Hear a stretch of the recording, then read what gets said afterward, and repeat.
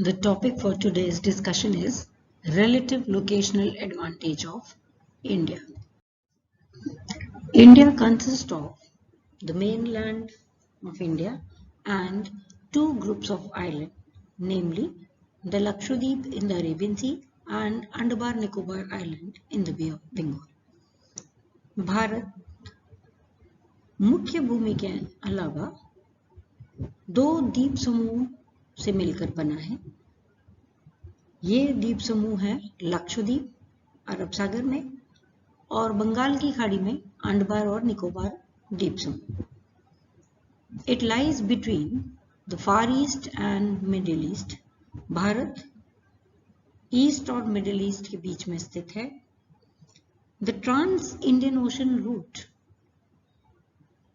पूर्व में स्थित औद्योगिक रूप से संपन्न यूरोपीय देश और पूर्वी एशिया के अर्ध विकसित देशों को जोड़ता है।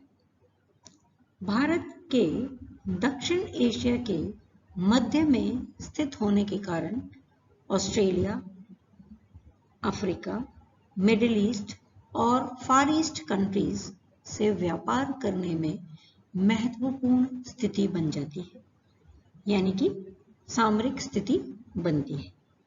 पूर्वी और दक्षिण पूर्वी एशिया तथा ऑस्ट्रेलिया से अफ्रीका और यूरोप जाने वाले सामुद्रिक जहाज हिंद महासागर से होकर गुजरते हैं।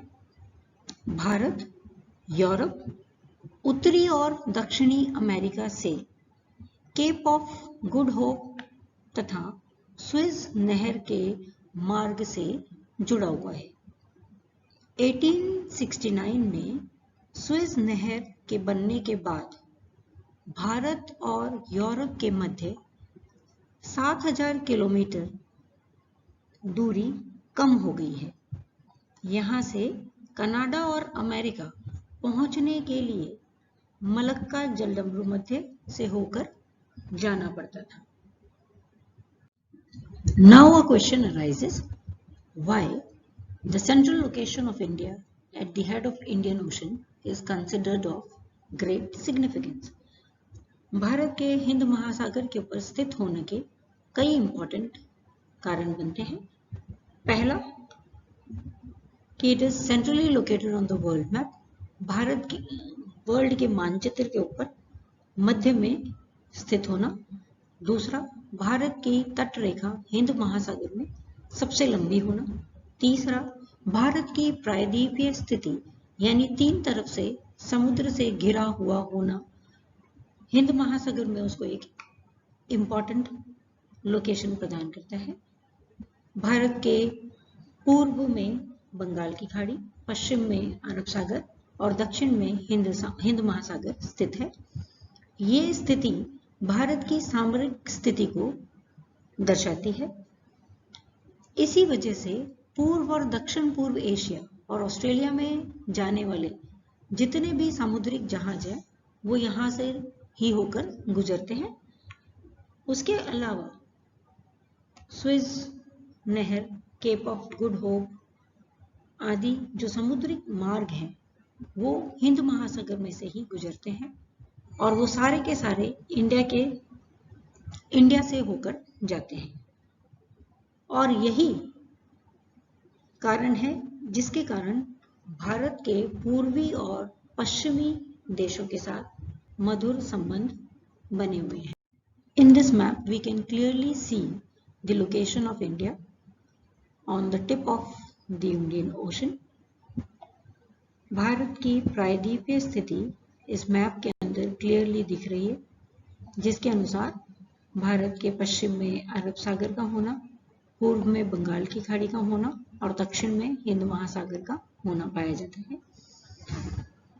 All the trade routes which are having trade with India or Far East countries, all the ships have to pass through either the Suez Canal route, they have to reach Bombay, or they'll be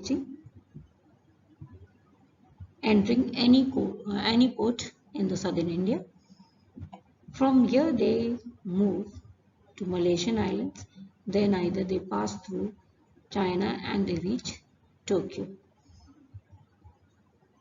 Some of the routes they take Cape of Good Hope route, starting from Bombay, they are reaching the African coast, and from African coast they are taking a full turn and moving towards the Atlantic Ocean. This is the relative location of India, and by the help of this map we can clearly understand this. Now we will be discussing about the geopolitics of Indian Ocean. Hind Mahasagar 73,44,270 square kilometre क्षेत्र cover करता है। प्रशांत महासागर और Atlantic महासागर के बाद विश्व के अंदर तीसरा बड़ा महासागर है। 46 देशों से घिरा हुआ है, छोटा परंतु सामरिक दृष्टि से बहुत महत्वपूर्ण है, और ये एकमात्र महासागर है जो कि किसी देश के नाम से जाना जाता है, India. It is bounded by South Asia in the north, Indonesian island and Australia in the east, and Africa in the west. Landlocked nature of the Indian Ocean होने की वजह से इंडिया एक कमांडिंग पोजीशन के अंदर रहता है।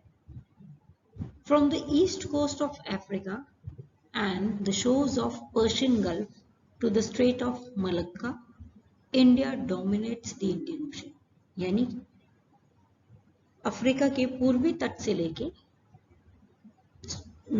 Malacca जलरंध्र मध्य तक भारत एक कमांडर की तरह हिंद महासागर के ऊपर राज करता है। उसके अलावा पूर्व और पश्चिम में जितने भी स्ट्रेट्स हैं वो सारे के सारे यहीं से होकर गुजरते हैं। रेड सी, पर्शियन गल्फ, ये सारे छोटे छोटे से आउटलेट्स हैं वेस्ट में। ईस्ट के अंदर स्ट्रेट ऑफ मलक्का है, तिमूर है और आरफुल्ला सी है, जो कि छोटी छोटी ओपनिंग बनाते हैं इसके बाहर जाने के लिए। फिर स्विस कैनाल नहर का 1869 में डेवलप होना, खुलने से जो cape of good hope route से अफ्रीकन कॉन्टिनेंट को पूरा घूमकर जो क्रॉस करके यूरोप पहुंचा जाता था, उस स्विस नहर के खुलने के बाद यहाँ पर ये 7000 किलोमीटर के आसपास डिस्टेंस कम हुआ है। ईस्टर्न साइड के अंदर हम देखेंगे कि इंडोनेशियन आइलैंड से एक रास्ता निकलता है और साउथ ऑफ ऑस्ट्रेलिया से एक रास्ता निकलता है। The ocean can be choked any time by controlling the outlets. तो जितने भी छोटे छोटे से बाहर निकलने वाले मार्ग हैं उनको अगर ब्लॉक कर दिया जाए तो ओशन को कंट्रोल किया जा सकता है। और क्योंकि हिंद महासागर के ऊपर भारत ही सबसे बड़ा देश है, इसीलिए इम्पॉर्टेंट लोकेशन भारत की बनती है। इसके अलावा ओशन के अंदर वैरायटी ऑफ नेचुरल रिसोर्सेज है, प्राकृतिक वनस्पति की भरमार है, मिनरल्स और जितने भी ऊर्जा के संसाधन हैं हिंद महासागर में बहुमूल्य मात्रा के अंदर पाए जाते हैं, और यहीं से हिंद महासागर की जियोपॉलिटिकल लोकेशन जो है शुरू हो जाती है। और इस हिंद महासागर के ऊपर कमांड करने के लिए चीन जैसे देश, अमेरिका जैसे पावरफुल कंट्रीज जो हैं वो इसके ऊपर कंट्रोल करने की कोशिश करते रहते हैं।